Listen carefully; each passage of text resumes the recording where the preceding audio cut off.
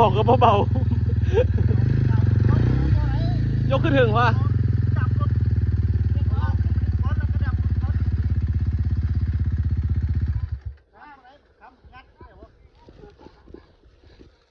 เบิดเหงแล้ว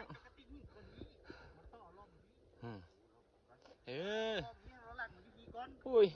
ไอ้หยามเข้ามาก็ยังเฮ็ดยังอยู่หือบ่เบิ่ง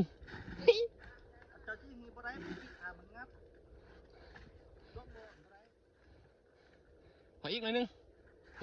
นั่นน่ะ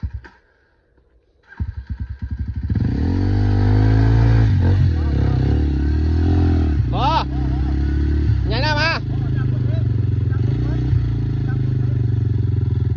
ใหญ่ให้มาหาก็เฮียมันเนี่ย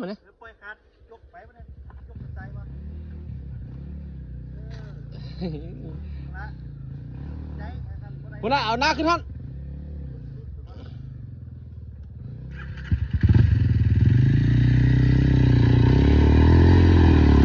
โอ้โหยังมาแรงให้แล้วรถนะ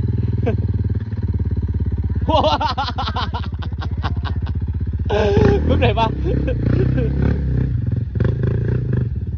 ลูพอลุยๆไป